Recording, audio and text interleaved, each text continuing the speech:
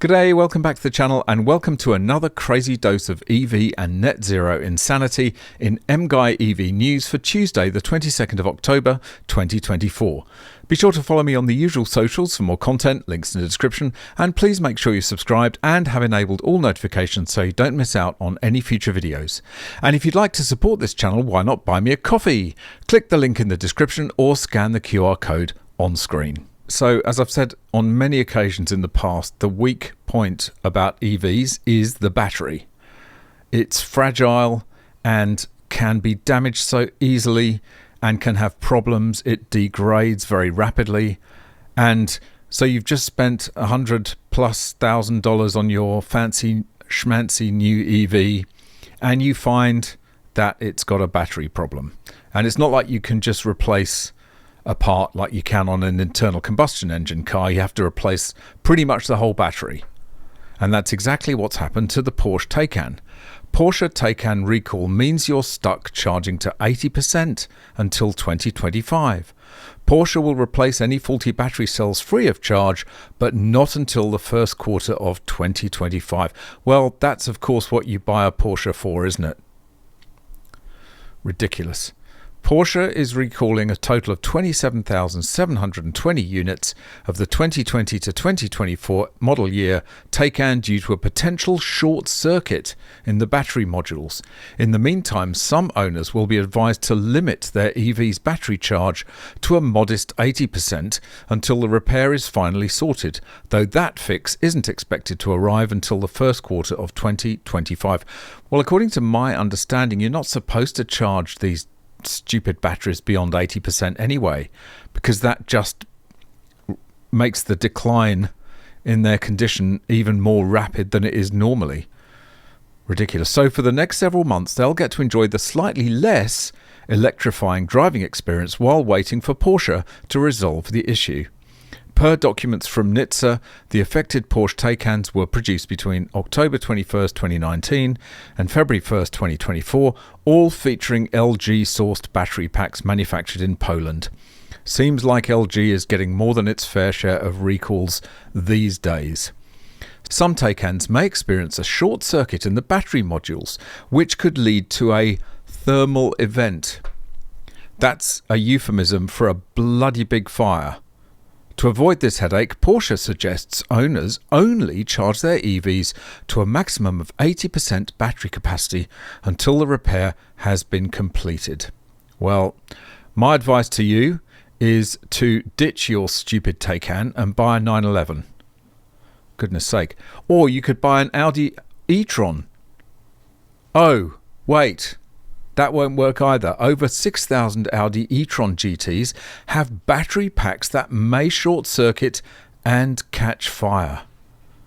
Engineers from Audi are developing a new onboard diagnostic system for the e-Tron GT to monitor battery issues.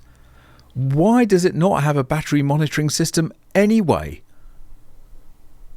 Good grief. Shortly after Porsche was forced to recall almost 28,000 Taycans in the United States due to a potential battery short circuit, Audi did the same with the mechanically related e-Tron GT and RS e-Tron GT models, and for the same reason.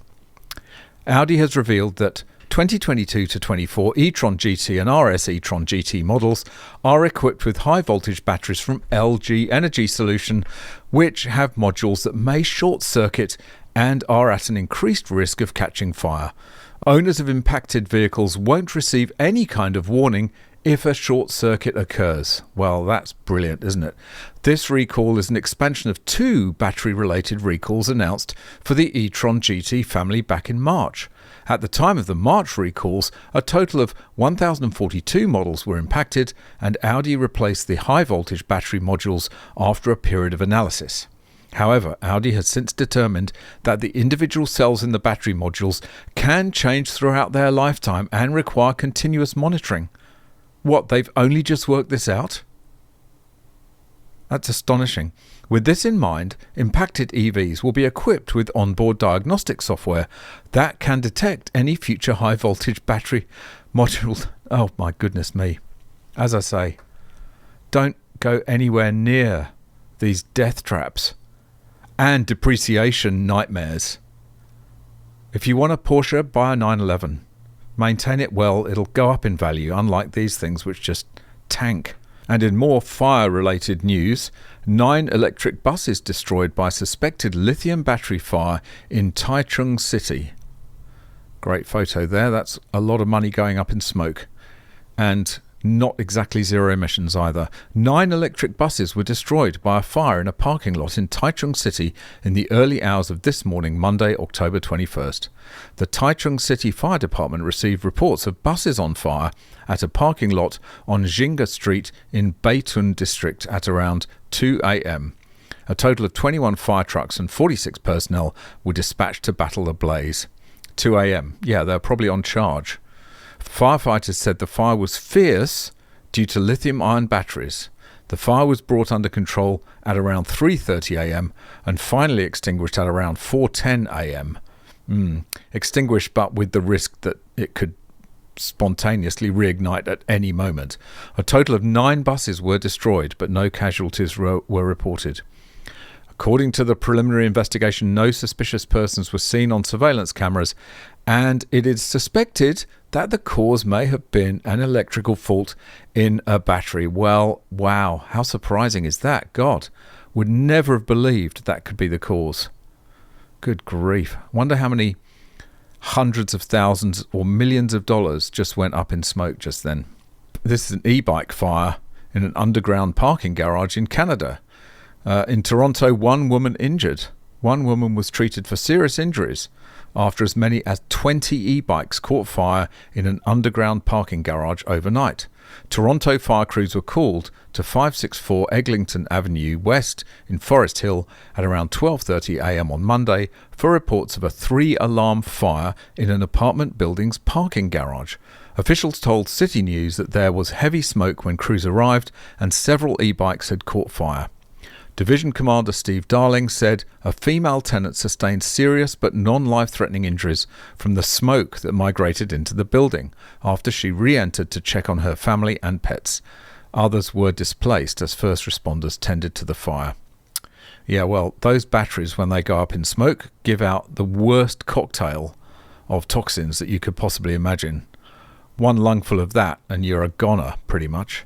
I hope she recovers. And so this, unfortunately, is the inevitable result of this increased risk of fires thanks to EVs and electric bikes and all the rest of it. From the UK, electric vehicles could be removed from roads over growing fire fears as Labour takes safety extremely seriously.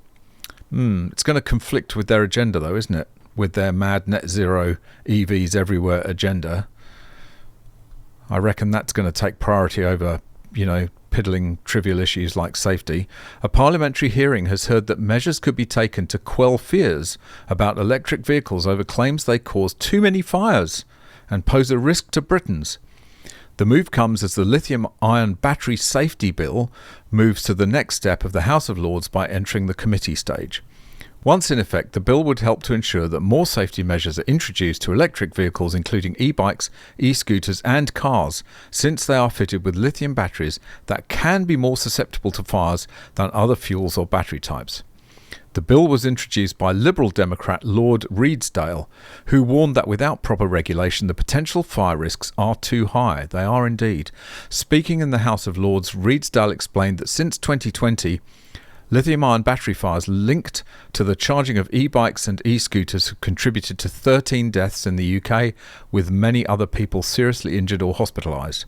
The battery fires are caused by a thermal runaway which occurs when cells of the lithium-ion battery produce an exothermic reaction, that means giving out heat, that cascades through all the cells of the battery, which causes a prolonged release of energy and results in fires reaching 600, no, way more than that, degrees Celsius. Anyway, at some point they're going to have to look at the safety implications of EVs and e-scooter batteries and stuff like that. Once they've, taken off the blinkers of net zero and EV, they might be able to see the problems, but I don't think that's going to happen anytime soon. What do you think? So David Blackmon is an energy specialist from the US. He writes a Substack.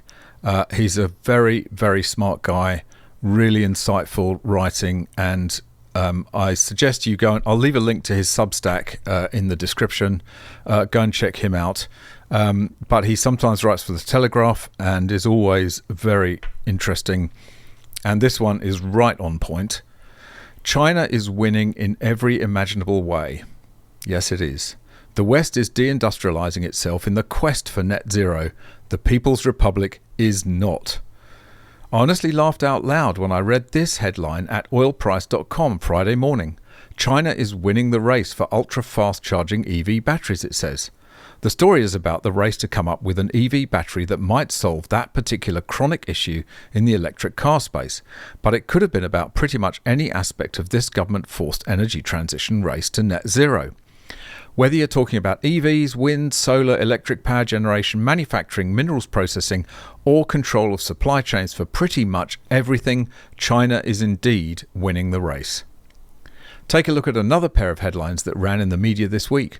The first is from Energy Live News, which reports UK green steel switch to electric furnaces delayed until 2032. Oh. What's that about, you ask? Well, British Steel had shut down its existing blast furnaces fired by coal this year, with a plan to convert them to electric arc technology by the end of 2025.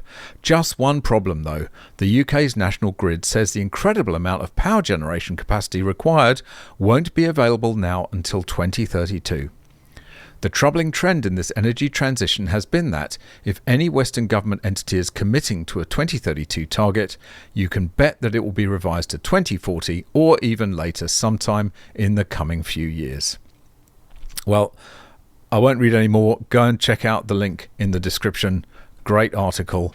One of the big problems, of course, with the electrification transition is the absolute insanity of, on the one hand, moving all the reliable electricity generation technologies to farts and sunbeams, and on the other hand telling everyone they've got to go out and buy an EV that has to be charged with, yes, you got it, electricity. And at the same time, hundreds of AI data centers popping up all over the place, sucking the grid dry, and they expect to run it all on wind and solar? Seriously, these people are out of their trees. And finally, I'm going to leave a link to this video. It's entitled The Case Against the EV Mandate, The Revolt. It's a Newsmax special. And Car Coach, who you should also follow on YouTube, link in the description. Lauren Fix, her name is, very respected automotive journalist who talks about EV stuff. She's featured in this documentary. Let's just watch the first few seconds. And the workers of America are getting, to put it very nicely, screwed. You're getting screwed. Yesterday, Joe Biden came to Michigan to pose for photos at the picket line. It's his policies that send Michigan auto workers to the unemployment line. But now we sit here and we try to push products people don't want. It's not convenience, it's a sacrifice. The political push to force you to buy an electric car in many states, hitting another little bit of a speed bump. Cost is enormous. The batteries are much more expensive to put in a car than a gas tank. Hey, excuse me. Your car is awesome. What do you do for a living? Well, I'm married to Joe Biden to make sure we're making a lot more electric vehicles in America. They're hoping, therefore, to force people to do what they have not voluntarily chosen to do. If you're functioning with slave labor, we should not be doing business with you. The auto industry is clearly moving toward electric. We need to make the shift faster. We must be too big and too radical to ignore. Well, go and watch the whole thing at the link in the description. Fascinating documentary. If the crazies like AOC and Kamala get into the White House in November, the US auto industry is pretty much finished. They're going to push through EV mandates even harder. It's disaster. So if you're in the US, I'm praying for you on the the first Tuesday in November. It's not that long away. Do the right thing, I hope. All right, that's it for this one. Just a short one. Hope you enjoyed it. Thanks very much for watching. See you in the next one. Bye for now.